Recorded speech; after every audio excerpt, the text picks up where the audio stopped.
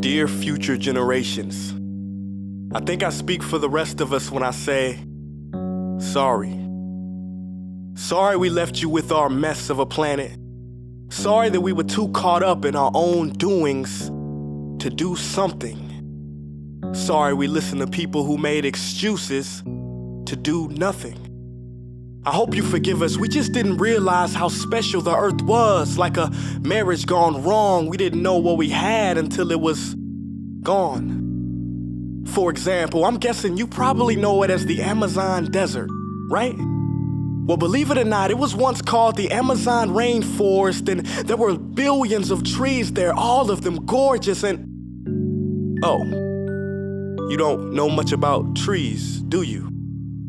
Well, let me tell you, trees are amazing. I mean, we literally breathe the air they are creating. They clean up our pollution, our carbon. They store and purify water, give us medicine that cures our diseases, food that feeds us, which is why I'm so sorry to tell you that we burn them down.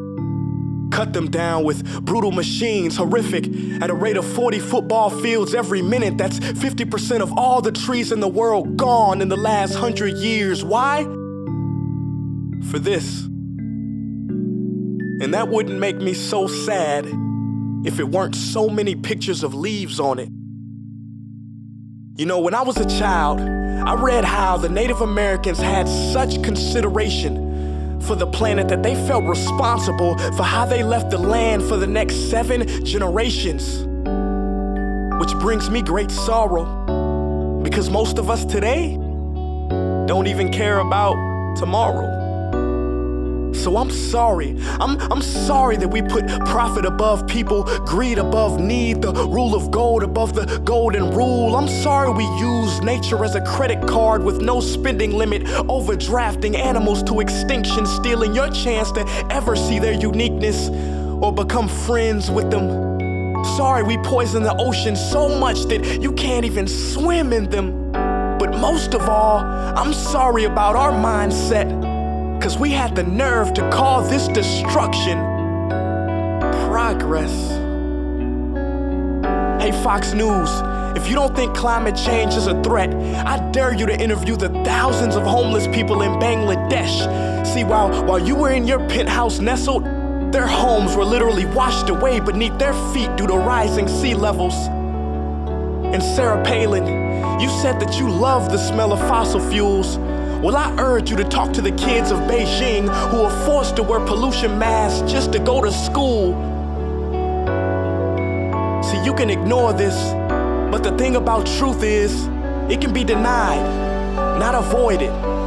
So I'm sorry, future generations. I'm sorry that our footprint became a sinkhole and not a garden. I'm sorry that we paid so much attention to ISIS and very little to how fast the ice is melting in the Arctic. I'm sorry we doomed you, and I'm sorry we couldn't find another planet in time to move to. You know what? Cut the beat. I'm not sorry. This future, I do not accept it, because an error does not become a mistake until you refuse to correct it. We can redirect this. How?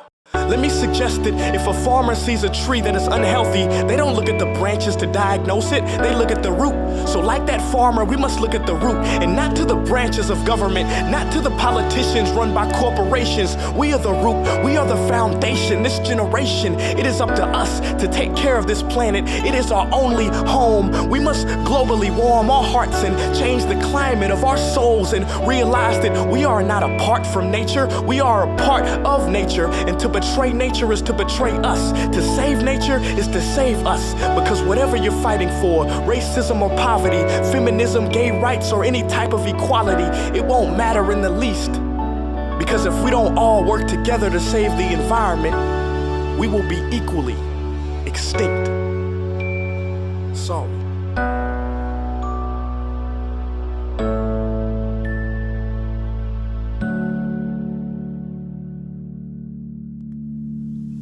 Hey guys, for the past several weeks, I've been here in Africa, the heart of Africa, witnessing the horrific destruction of the rainforest, which inspired me to write this piece.